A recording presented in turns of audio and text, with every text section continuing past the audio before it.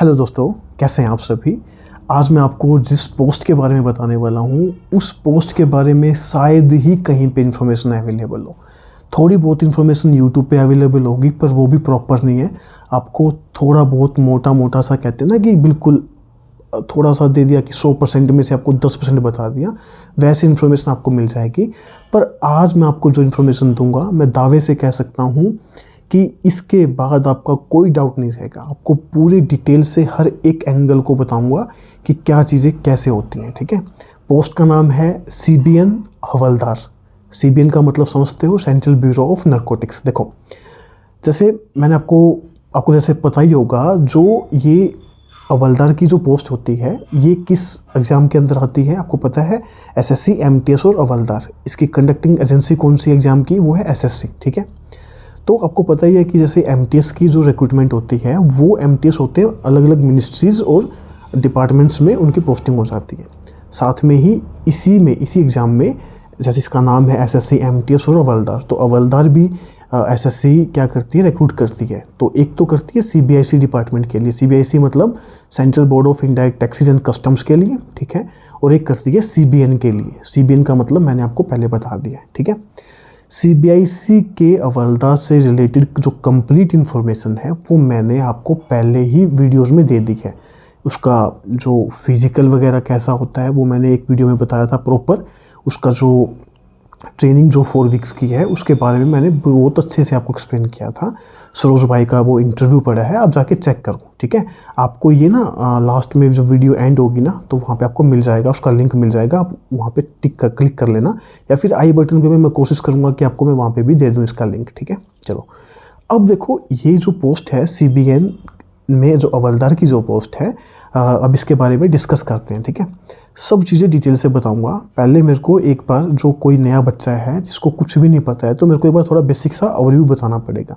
अगर आप पहले ही SSC की फील्ड में पढ़ो हो तो वीडियो को थोड़ा सा फॉरवर्ड कर लेना, आगे करके देख लेना। ठीक है। देखो, आपको वैसे पता ही है, देखो ये जो हवलदार की जो पोस्ट है ये 2021 बैच से मतलब इसके अंदर इंट्रोड्यूस की गई थी MTS के एग्ज़ाम के साथ में। ठीक है। तो इसका पूरा हो गया था SSC, MTS और हवलदार। ठीक है।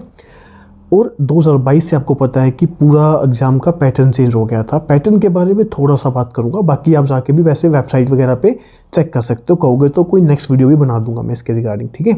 देखो, अब जो SSC, जो ये MTS है और हवलदार है, तो 2022 के बाद पैटर्न चेंज हुआ।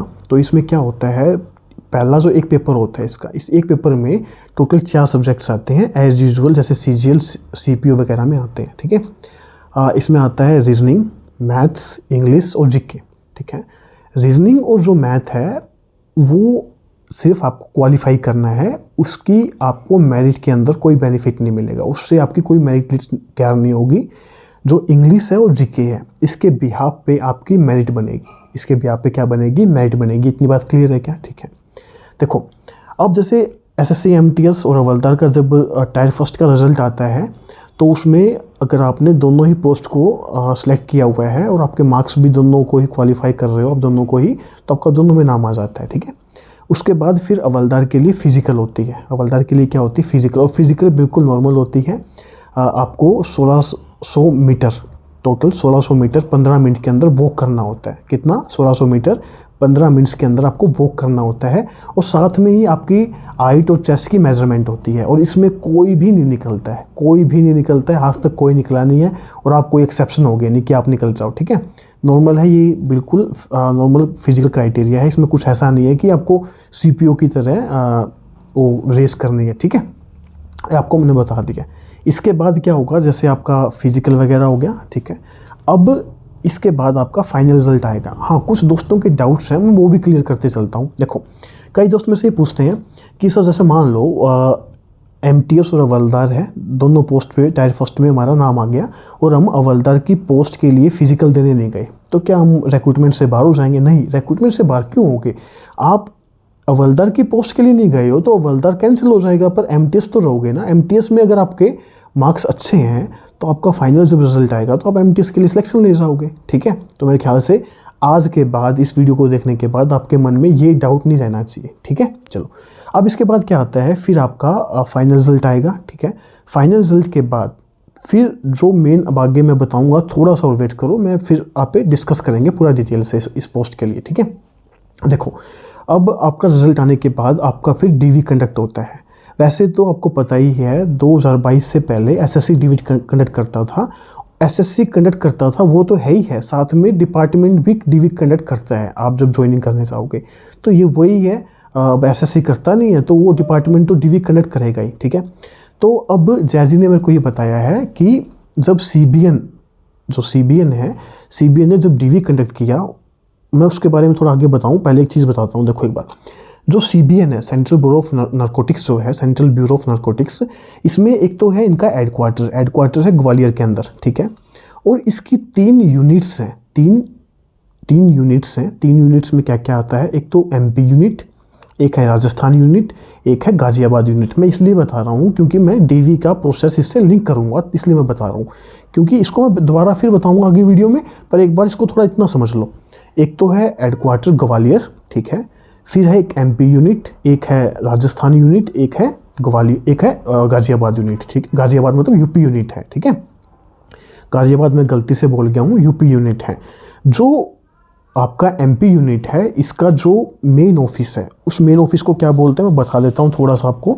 उसको बोलते हैं, वो है डीएनसी ऑफिस, उनको बोलते हैं डीएनसी ऑफिस। का मतलब है डिप्टी नारकोटिक्स कमिश्नर के ऑफिस होते हैं वे, डिप्टी नारकोटिक्स कमिश्नर, ठीक है। यूनिट्स के अंदर डीएनएस ऑफिस होता है, मतलब डिप्टी नारकोटिक्स कमिश्नर का ऑफिस होता है, ठीक है। इतनी बात समझ में आई, ठीक है। जो एमपी यूनिट का जो डीएनएस ऑफिस है वो नीमच के अंदर है। वैसे ही राजस्थान यूनिट का जो डीएनएस ऑफिस है वो कोटा के अंदर है।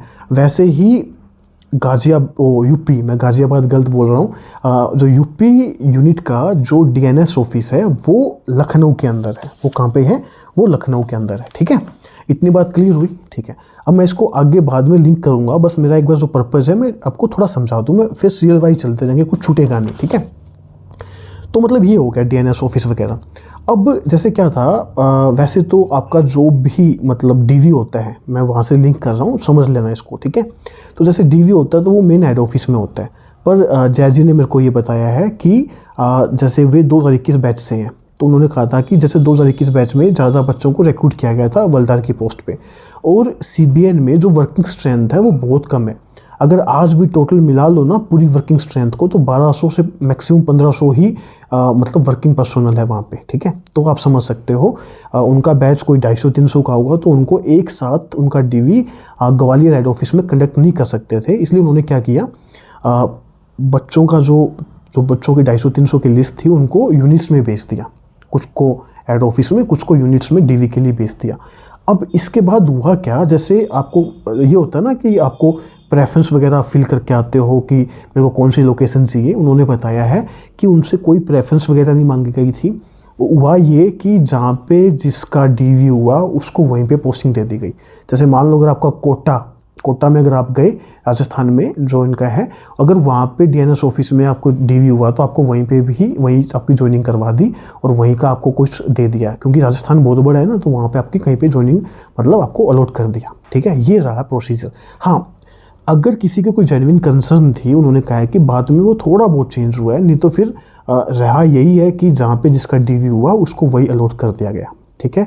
आपको मैंने बता दिया कि प्रेफरेंस वगैरह कुछ नहीं मांगी थी, सिंपली ऐसे एलोकेशन हो गया था, ठीक है। अब इसके बाद जो मेनली डाउट आते हैं मेडिकल से रिलेटेड आते हैं। मेडिकल जैजी ने बताया है कि बिल्कुल सिंपल मेडिकल होता है, कुछ भी ऐसा इशू नहीं है। आप कहते हो कि मेरे स्पेक्स हैं, कोई दिक्कत नहीं है, आपके स्पेक्स है तो भी कोई दिक्कत नहीं, कलर ब्लाइंडनेस है तो भी कोई दिक्कत नहीं है, ठीक है। मेडिकल बिल्कुल सिंपल होता है, जैसे कोई सिविलियन जो पोस्ट होती है ना वैसे ही इसका होता है, ठीक है। बिल्कुल सिंपल मेडिकल है। तो मेरे ख्याल से मेडिकल तक का मैंने पूरा प्रोसीजर आपको समझा दिया है। अब मैं चलता हूँ इसको डिटेल से आगे समझने के लिए कि इसमें क्या क्या चीज़ें होती हैं, ठीक है। चलें अब आगे, चलो अब रुको, देखो अब मैं इसकी थोड़ी वर्क प्रोफाइल बता देता हूँ। यहाँ तक समझ में आपको सब क्लियर हो गया होगा, तो आप इसी तरीके से चलेंगे क्योंकि कुछ पॉइंट स्किप नहीं होगा। देखो अब इसकी वर्क प्रोफाइल क्या है। देखो मैंने आपको बताया था कि एक तो इसका हेड ऑफिस है वो ग्वालियर के अंदर है, बाकी इसकी 3 यूनिट्स हैं। 3 यूनिट्स में मतलब एक एमपी यूनिट, एक है यूपी यूनिट और एक है राजस्थान यूनिट, ठीक है। तीनों के मैंने आपको जो उनका ऑफिस है डिप्टी कमिश्नर का, डीएनएस ऑफिस बोलते हैं, उसका मैंने आपको बता दिया, ठीक है। अब सुनो, ये जो यूनिट्स हैं, इसमें से 3 यूनिट्स में से 2 सबसे बड़ी यूनिट्स हैं। 2 सबसे बड़ी यूनिट्स है, एक तो आपकी एमपी यूनिट, एक है राजस्थान यूनिट, ठीक है। टोटल 3 यूनिट्स में से 2 सबसे बड़ी यूनिट्स हैं इनकी, ठीक है। अब ये यूनिट्स में आगे कैसे फर्दर डिवाइड है वो भी समझ लो, फिर मैं आपको इसका वर्किंग बताता हूँ। देखो, जैसे अब मान लो एमपी यूनिट है, एमपी यूनिट के अंदर क्या होगा, एक तो होगा डिवीज़न और एक होगा प्रिवेंटिव एंड इंटेलिजेंस सेल होगा। एक तो होगा डिवीज़न, एक होगा प्रिवेंटिव एंड इंटेलिजेंस सेल होगा। तो जो यूनिट है वो 2 आगे फर्दर डिवाइड हो गया, ठीक है। अब मैं इसकी वर्किंग आपको बताऊंगा, 1 मिनट रुको। चलो, अब आपकी पोस्टिंग कैसे होगी सुनो। जैसे मान लो अगर आपकी पोस्टिंग ग्वालियर हेड ऑफिस के अंदर है, तो वहाँ पे आपकी पोस्टिंग क्या क्या कामों को करना पड़ेगा, सुनो ध्यान से। जब आप अगर मान लो आप हेड ऑफिस में वर्किंग हो, तो आपको किसी भी सेक्शन में डाल सकते हैं। सेक्शन आप समझते हो ना, जैसे अकाउंट सेक्शन हो गया, एडमिन सेक्शन हो गया, एस्टेब्लिशमेंट हो गया, लीगल, इन्वेस्टिगेशन वगैरह, ये कई सारे सेक्शंस होते हैं एक ऑफिस के अंदर में, ठीक है। तो उन ऑफिस में आपको ना वो एमटीएस वाला काम भी करना पड़ सकता है, पर आजकल वो काम करवाते नहीं हैं। आजकल जो भी ऑफिसर्स हैं उनको भी पता है आज जो बच्चे हवलदार सेलेक्ट होकर आ रहे हैं वो हाईली क्वालिफाइड बच्चे हैं, ठीक है। तो उनको वे उसी लेवल का ही काम देते हैं, उनको कंप्यूटर स्क्रीन वगैरह पे काम देते हैं, अच्छा काम मिलता है। ऐसा नहीं है कि आपको मतलब कोई ऐसा काम नहीं मिलता, जो समझ रहे हो, ठीक है। नॉर्मल काम मिलेगा, कोई झाड़ू पोछा नहीं करना है वहाँ पे, ठीक है। तो ये हो गया आपका एक तो हो गया पहला, आपको अगर ग्वालियर हेड ऑफिस में हो तो आप कोई सेक्शन में डाल सकते हैं, ठीक है। दूसरा होता है, जैसे एक होता है आपका कमिश्नर, चीफ कमिश्नर साहब होते हैं, डीसी साहब होते हैं, एसी साहब होते हैं, ठीक है। तो इनकी आपको घंटी भी सुननी हो सकती है। घंटी इन द सेंस, मान लो जैसे वो बेल बजाते हैं ना, तो आप अंदर जाओगे, सिर्फ आप ही जाते हो, और कोई भी फाइल वगैरह हो वो अंदर से बाहर, बाहर से अंदर करनी हो तो उनके रूम में, तो वो आप करते हो। अगर उनसे कोई मिलने आएगा तो पहले आपकी परमिशन लेगा, तब अंदर जाएगा, ठीक है। तो ये एक काम ये होता है कि आप बेल घंटी भी सुन सकते हो, कमिश्नर साहब की, डीसी साहब की या एसी साहब की, इनकी भी, ठीक है। 2 काम हो गए। तीसरा जो होता है हेड ऑफिस के अंदर, वो होता है आप चीफ कमिश्नर जो साहब है ना, उनके बंगलों पे ड्यूटी लगती है। जो हवलदार होते हैं उनकी ड्यूटी लगती है, और वो जो ड्यूटी होती है ना, वो 8-8 घंटे की लगती है, ठीक है। 8-8 घंटे की ड्यूटी लगती है। साथ में आपकी ड्यूटी लग सकती है जो हेडक्वार्टर का जो मेन गेट होता है ना, मेन एंट्रेंस होता है, कि कोई भी आ रहा है तो पहले आप वहाँ पे एंट्री करने से पहले, मतलब एंट्री होती है ना रजिस्टर में प्रॉपर, आप पहले पूछताछ करते हो फिर आप एंट्री देते हो, वैसे ही है, ठीक है। तो वहाँ पे भी आपकी 8-8 घंटे की शिफ्ट होती है, और हेडक्वार्टर के गेट के ऊपर भी, ठीक है। और ये जो ड्यूटीज़ हैं आपको इन यूनिफॉर्म करनी होती है, ठीक है। और जो मैंने आपको ये बताया है ना कि जैसे बंगलों में और हेडक्वार्टर के गेट पे आपकी पोस्टिंग होती है, वो 7-7 दिन का आपका क्या चलता रहता है, 7-7 दिन में आपका रिपीट होता रहेगा। जैसे 7 दिन आपने ड्यूटी कर ली, जैसे सैटरडे संडे का जो कंपनसेटरी लीव आपको मिल जाएगा, फिर ऐसे सर्कल घूमता रहेगा, आपकी बारी फिर आएगी, जैसे आता रहता है, ठीक है। तो ये चीज़ें हैं जो हेड ऑफिस में होगा, तो ये सारी ड्यूटीज़ हेड ऑफिस में होती है मेनली। बात क्लियर है, ठीक है। अब मैं बात करता हूँ, अगर आपकी पोस्टिंग यूनिट्स के अंदर है, यूनिट मान लो आप एमपी यूनिट के अंदर हो, नीमच में इनका ऑफिस है, डीएनसी ऑफिस है, ठीक है। मैंने आपको बताया था एक जो डिवीज़न है, एक जो ये यूनिट है, वो टोटल 2 हिस्सों में बटी हुई होती है। एक तो होता है डिवीज़न, एक होता है P&I cell, preventive and intelligence cell होता है, ठीक है। डिवीज़न के अंदर क्या काम होता है, सुनना ध्यान से पहले, ठीक है। और आपको एक चीज़ और बताऊंगा, एक होता है CBN और एक होता है NCB। इन दोनों में भी अभी डिफरेंस क्लियर हो जाएगा आपका। जो ये पोस्ट आती है हवलदार की, ये CBN में आती है, ना कि NCB के अंदर आती है, ठीक है। और आपको ये भी पता होना चाहिए कि जो ये CBN का जो हवलदार है और जो CBIC का हवलदार है, ये दोनों है तो एक ही मिनिस्ट्री के अंदर में, मिनिस्ट्री ऑफ फाइनेंस के अंडर में। इतनी तो बात क्लियर ही है ना, ठीक है। मैंने फिर भी बता दी है अगर नहीं पता है तो, ठीक है। तो मैंने कहा कि जैसे डिवीज़न में आप हो, तो डिवीज़न में आपका काम क्या होगा, डिवीज़न में मेनली काम होता है कल्टीवेशन से रिलेटेड। कल्टीवेशन किसका कल्टीवेशन, अफीम का। जैसे आप क्या करते हो दोस्तों, आपको पता है ना, आपने थोड़ी हिस्ट्री पढ़ी होगी, अंग्रेज़ों के टाइम अंग्रेज़ क्या करते थे, कुछ किसानों को अपने खेतों में अफीम उगाने के लिए कहते थे वे, ठीक है। वही प्रोसीजर आज भी है, सिर्फ इन 3 यूनिट्स के अंदर, या बोल लो 3 स्टेट्स के अंदर आज भी अफीम की खेती होती है, लीगल खेती, जो सरकार खुद करवाती है, ठीक है। क्यों करवाती है वो मैं आपको आगे बताऊंगा। अब सुनो ध्यान से। अब जैसे मान लो डिवीज़न के अंदर एक हवलदार पोस्टेड है, ठीक है। अब वहाँ पे होता है क्या डिवीज़न के अंदर, बेसिकली काम जान लो। देखो, वहाँ पे बेसिकली जो ऑपरेशंस होते हैं ना, उनको ऑपरेशंस क्या क्या ऑपरेशन होता है, एक तो होता है दिवाली के टाइम ना क्या करते हैं, ये पट्टे देते हैं। पट्टे जैसे जो पहले से अंग्रेज़ों के टाइम से जो अफीम की खेती करते आ रहे हैं अपने किलों पे, ठीक है, अपनी ज़मीन पर, तो उन्हीं को पट्टे इशू किए जाते हैं। मतलब वो अप्लाई करेंगे, फिर आपको वेरिफिकेशन वगैरह करके आप उनको पट्टा अलॉट कर दोगे। अब ये मत सोच लेना कि अगर आप करना चाहो तो कोई भी कर सकता है, नहीं। आप जा सोच रहे हो कि मैं जाके ज़मीन खरीद लूँगा और मैं अप्लाई कर दूँगा, मेरे को भी अफीम की खेती का पट्टा मिल जाएगा, ऐसा कुछ नहीं है। वो वंशानुगत चलता आ रहा है। अब जो पहले करते थे अब उन्हीं को पट्टे मिलते हैं, ठीक है, वे अप्लाई करते हैं और उनको फिर अलॉट हो जाते हैं। अभी पट्टा दिवाली के टाइम अलॉट होता है अफीम की खेती के लिए, और ये जो टोटल जो पट्टा होता है ना वो 10 आरी का होता है। 10 आरी इन द सेंस सोच लो 1000 स्क्वायर मीटर के लगभग का एरिया आपको अफीम की कल्टीवेशन के लिए आपको पट्टा दे देते हैं, ठीक है। और जो आपको 10 आरी का पट्टा दिया है तो आपको कम से कम जो मतलब 7 किलो जो अफीम है वो गवर्नमेंट को प्रोवाइड करवानी पड़ेगी, अगर आपने 10 आरी के पट्टे पर अफीम की मतलब अफीम उगाया है तो, ठीक है। उसके बाद होता है मेजरमेंट। वैसे ये पैरेलल ही चलता है, इसके पैरेलल में ही जैसे आपने पट्टे दिए, पैरेलल में ही ये क्या करते हो आप मेजरमेंट करते हो। देखो मेजरमेंट बेसिकली कौन करता है, एक तो सुपरिटेंडेंट करेगा या फिर इंस्पेक्टर करेगा, ठीक है, ये दोनों करते हैं। वैसे इनके नाम चेंज हो जाते हैं। हेडक्वार्टर में क्या होता है, सुपरिटेंडेंट बोलते हैं, इंस्पेक्टर बोलते हैं, सब इंस्पेक्टर बोलते हैं, ठीक है, ये होते हैं। परंतु जब ये यूनिट्स के अंदर आते हैं तो इनके नाम चेंज हो जाते हैं। जैसे सब इंस्पेक्टर को बोलते हैं गिरदावर, इंस्पेक्टर को बोलते हैं मेरे ख्याल से इंस्पेक्टर कल्टीवेटर जो भी है, ठीक है, ऐसे नाम चेंज हो जाते हैं। नाम से मेरे को कोई मतलब नहीं है, पर काम समझ लो, ठीक है। फिर होती है मेजरमेंट। मेजरमेंट क्या होती है, रैंडमली ना आपने जो पट्टे दिए हैं उसमें ये मेजरमेंट करते हैं कि आपने 10 आरी एरिया में ही आपने अफीम की खेती की है या कम में की है या फिर ज़्यादा में की है। क्योंकि देखो अगर आपने 10 आरी से कम में की है तो आपको सरकार को अफीम कम देनी पड़ेगी, क्योंकि आपके पास इतनी मतलब आपने उगाया ही नहीं है, ठीक है। अगर आपने ज़्यादा की है तो आपको फिर उसके हिसाब से फिर सरकार को देना पड़ेगा, 7 किलो से ज़्यादा देना पड़ेगा। क्योंकि कई बार क्या होता है, अगर आप मेजरमेंट नहीं करोगे तो किसी ने 10 आरी की जगह 12 आरी में बोल लिया और वो 7 किलो ही रहा सरकार को 10 आरी के हिसाब से, तो 2 आरी का तो उसके पास रह गया ना, तो वो कोई इलीगल काम भी कर सकता है। तो ये ध्यान भी रखते हैं, ठीक है, यहाँ पे। तो ये मेन काम होता है सुपरिटेंडेंट और इंस्पेक्टर का, ठीक है। उसके बाद होता है अपरूटिंग। अपरूटिंग में क्या होता है, जैसे मान लो कोई किसान आके कहता है कि सर मेरी तो ये फसल ख़राब हो गई है, मतलब अफीम की जो खेती मेरी ख़राब हो गई है, तो मैं अब सरकार को वो जो 7 किलो 10 आरी के हिसाब से जो 7 किलो का जो मेरे को अफीम देनी थी मैं दे नहीं पाऊँगा। तो अब यहाँ पे जो CBN क्या करता है, यहाँ से सुपरिटेंडेंट और इंस्पेक्टर्स आएंगे, उस पूरी फसल को नष्ट करवा देंगे। उस फसल में कुछ भी नहीं रहेगा अफीम की खेती में कि कोई उसको यूटिलाइज़ कर पाए, ठीक है। तो अब क्या होगा, जैसे फसल पूरी नष्ट करवा दी तो अब उसको कुछ देना नहीं होगा, हाँ अब उसको कुछ नहीं देना होगा।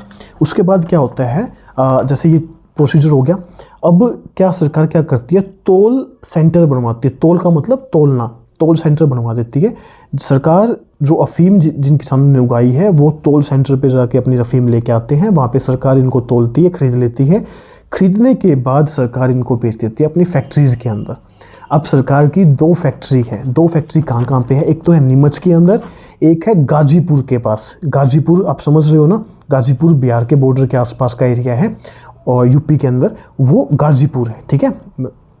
तो वहाँ पे क्या करती है, वहाँ पे फैक्ट्रीज़ में बेच देती है उस अफीम को, क्योंकि आपको पता है अफीम से बहुत सारी मेडिसिन ड्रग्स वगैरह बनते हैं जो बहुत यूज़फुल रहते हैं, ठीक है। तो वो मैंने आपको बता दिया कि क्या मेनली सरकार का पर्पज़ होता है। पर इसका मतलब ये नहीं है कि इसकी इलीगल खेती नहीं होती। कई जगह इसकी इलीगल खेती होती है, जैसे अरुणाचल प्रदेश, मणिपुर वगैरह में इलीगल खेती भी होती है इसकी, ठीक है। और इस इलीगल खेती के लिए जैसे मान लो जैसे ग्वालियर हेडक्वार्टर है, तो ये भी कोई स्टेप चक सकता है, मतलब ये भी इंक्वायरी कर सकता है वहाँ पे इलीगल खेती के लिए, ठीक है। वहाँ पे इन्वेस्टिगेट मतलब जो भी उनको करना है तो वो भी कर सकते हैं वहाँ पे कि वहाँ पे इलीगल खेती क्यों हो रही है, उसको रोक सकते हैं, ठीक है।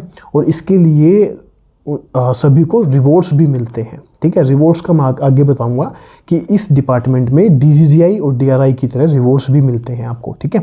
चलो इतनी बात का आपको क्लियर हुई, मैंने आपको जो सिंपल सा बताया। हाँ, इसमें एक चीज़ ऐड कर देता हूँ, जैसे आपकी पोस्टिंग यहाँ पे हो ही रही है, आपकी पोस्टिंग दिल्ली भी हो सकती है। ग्वालियर हेड ऑफिस के अंदर में दिल्ली सेल भी आता है, वहाँ पे भी रिक्वायरमेंट के हिसाब से जब उनको रिक्वायरमेंट होती है तो वो डिमांड भेजते हैं, तो आप वहाँ पे भी पोस्टिंग आपकी हो सकती है दिल्ली के अंदर, कोई दिक्कत वाली बात नहीं, क्योंकि वहाँ पे भी एयरपोर्ट्स वगैरह पे रिक्वायरमेंट पड़ती है कि कोई ड्रग्स की स्मगलिंग वगैरह तो नहीं कर रहा है, ठीक है।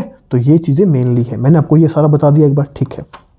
चलो अब मैं थोड़ा आगे बढ़ूँ ना, पहले मैं एक आपको थोड़ा और अच्छे से बता देता हूँ, फिर हम इसके आगे बात करेंगे। देखो इसमें ना एक पहले ना इस पोस्ट को ना, जो अभी आप हवलदार बोल रहे हो, इस पोस्ट को पहले बोलते थे सिपोए, ठीक है। पहले इसके लिए जैसे कोई ज़्यादा क्वालिफिकेशन तो थी नहीं, और आज भी ज़्यादा क्वालिफिकेशन तो मांग नहीं रखी है, पर पहले क्या होते थे, पहले ही मेनली डिपेंड करता था ऑफिस पे, जो मेरे ख्याल से कमिश्नर वगैरह वो अपॉइंट कर लेते थे, ठीक है।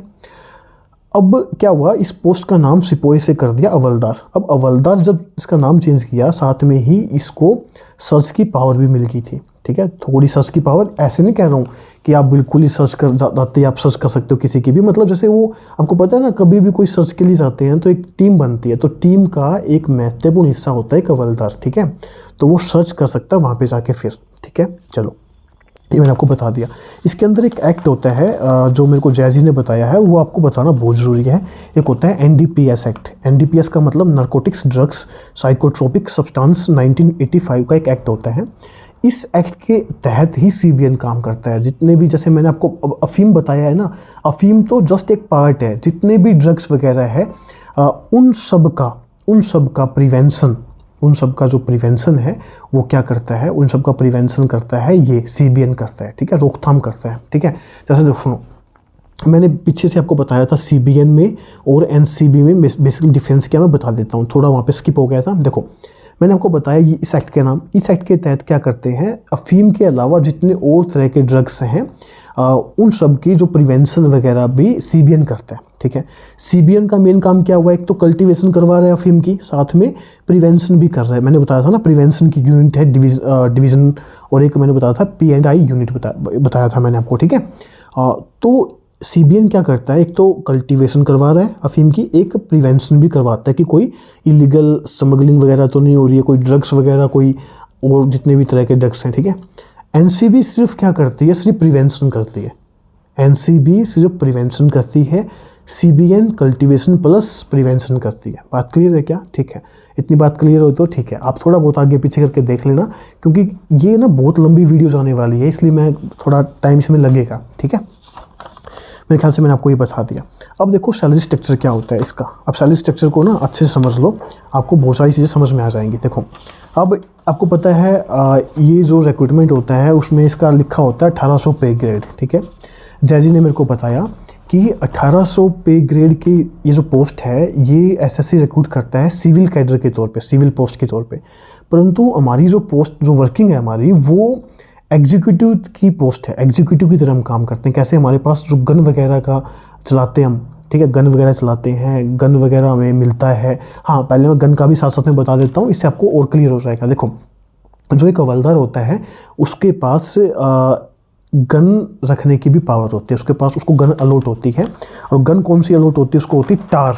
टार का अगर आपने नाम सुना होगा ना, AK-47 और टार लगभग एक जैसी है, पर जो यूज़ करेगा उसको डिफरेंस समझ में आ जाएगा। टार होता है ट्रीजी असॉल्ट राइफल, ठीक है।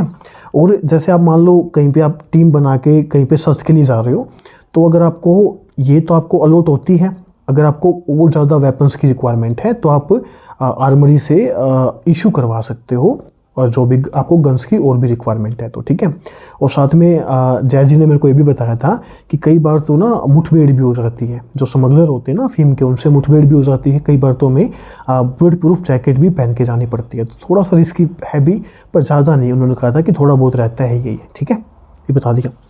अब मैंने क्या कहा था कि इनका जो सैलरी स्ट्रक्चर, जैसे मैंने कहा कि एग्जीक्यूटिव है क्योंकि ये गन्स वगैरह कैरी करते हैं, इनका एग्जीक्यूशन का काम होता है, ठीक है, क्योंकि सर्च वगैरह में पार्टिसिपेट करते हैं ये।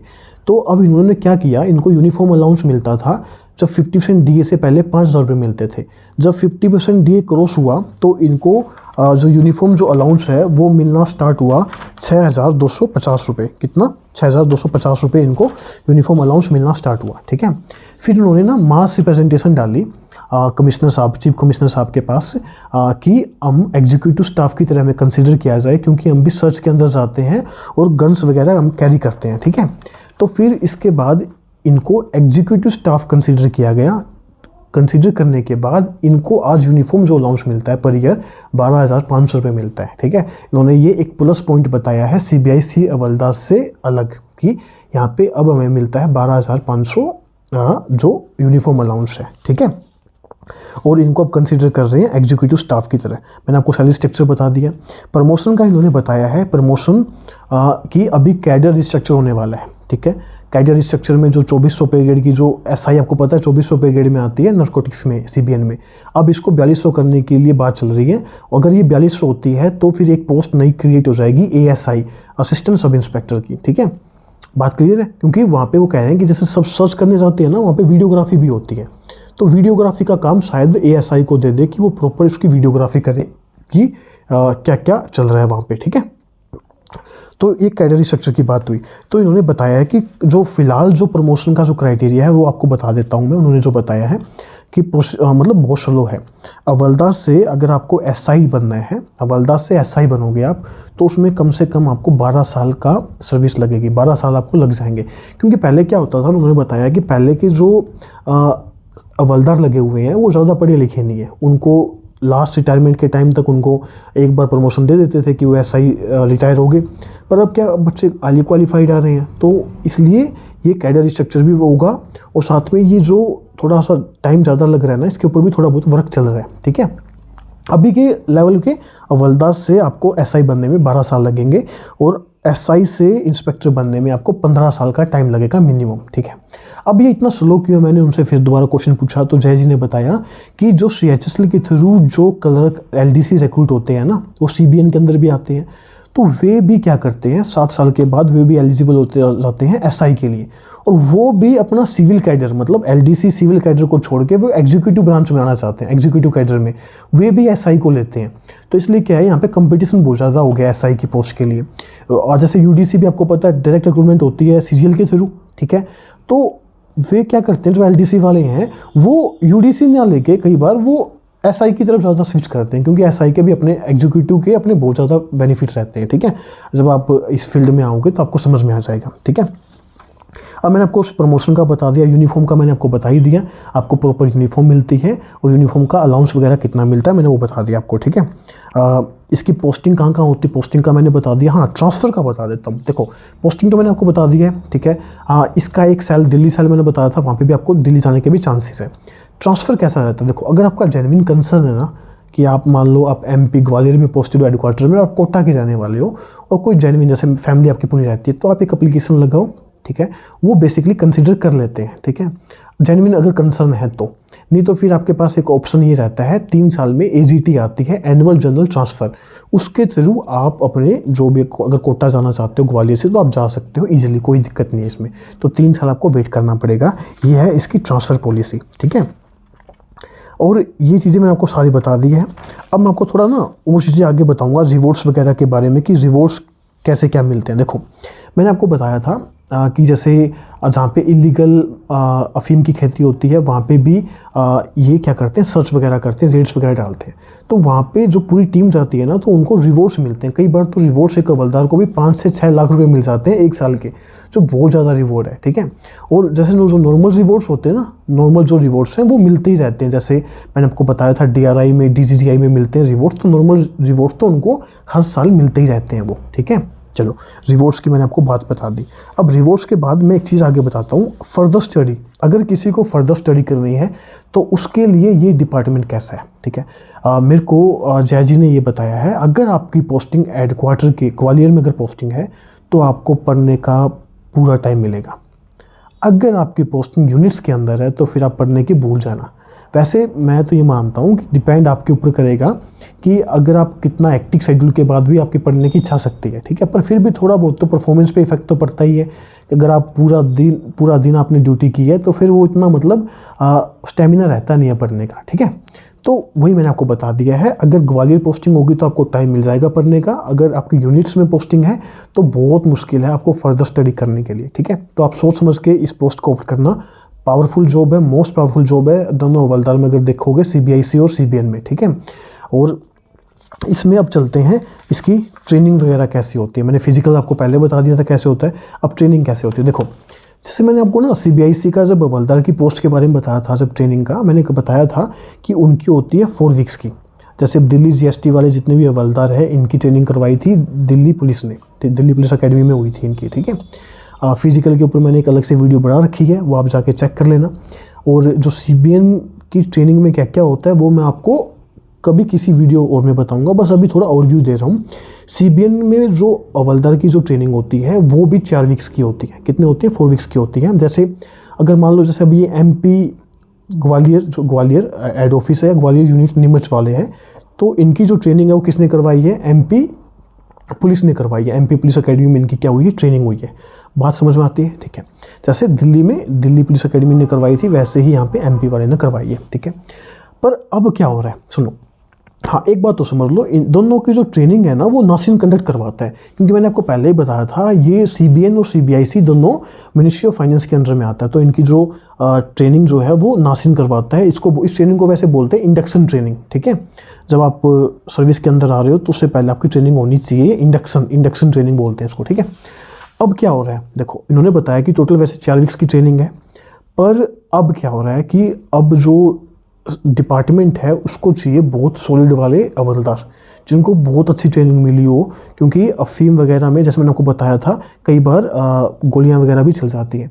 तो इसलिए अब वे ट्रेनिंग करवा रहे हैं CRPF से, पुलिस से ना करवा के CRPF से ट्रेनिंग करवा रहे हैं हवलदार की। वो भी 4 वीक्स की जगह पूरे 2 मंथ्स की ट्रेनिंग करवा रहे हैं, ठीक है। ट्रेनिंग के बारे में बाद में बताऊंगा। और 2 मंथ्स की ट्रेनिंग में प्रॉपर आपको सब कुछ सिखाया जाता है, गन्स वगैरह की प्रॉपर ट्रेनिंग होती है आपकी हर एक चीज़ की, ठीक है। ये हो गया आपका ट्रेनिंग का पूरा, कि ट्रेनिंग वगैरह में कैसे क्या रहता है आपका, ठीक है। मैंने आपको ट्रेनिंग का बता दिया, स्टडी की पॉसिबिलिटी मैंने आपको बता दी है। हाँ, अब आपकी क्वार्टर्स की बात कर लेते हैं। देखो जय जी ने मेरे को ये बताया है कि सर जो ग्वालियर है, ग्वालियर में तो ऑफिस के नियर बाय में क्वार्टर्स इजीली अवेलेबल है। वैसे तो उन्होंने कहा है कि क्वार्टर्स आपको कहीं पे भी मिल जाएंगे, जैसे कोटा में, मतलब अगर राजस्थान में हो, MP में हो, UP में हो, तो आपको क्वार्टर्स इजीली मिल जाएंगे, कोई इशू नहीं है। पर वो कंडीशन आप देख लेना, गवर्नमेंट क्वार्टर्स की कैसी कंडीशन रहती है, क्योंकि दिल्ली में तो बहुत अच्छे रहते हैं, बाकी जगह के थोड़े से क्वार्टर्स की कंडीशन थोड़ी सही नहीं रहती है, ठीक है। क्वार्टर्स आपको इजीली मिल जाएंगे, उन्होंने मेरे को ये कहा।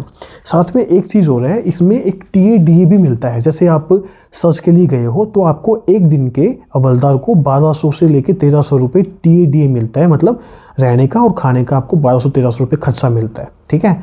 तो मेरे ख्याल से ये बहुत पॉजिटिव, मतलब मेरे को लगा बहुत पावरफुल पोस्ट लग रही है मेरे को, क्योंकि आपको गन वगैरह सब चीज़ें आपको अलॉट हो रही है यहाँ पे, ठीक है। अब मैं देख लेता हूँ कि कोई ऐसा क्वेश्चन ना रहा हो कि जो आपको बताना रह जाए, ठीक है। मेरे ख्याल से तो मैंने आपको सब कुछ क्लियर कर दिया है।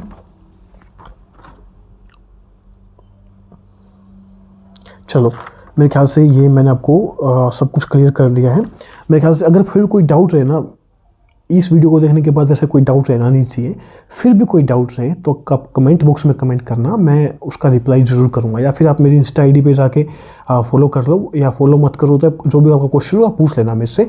मोहित गर्ग 1405 है, ठीक है, वहाँ पे जाके आपका जो क्वेश्चन हो वो कर लेना।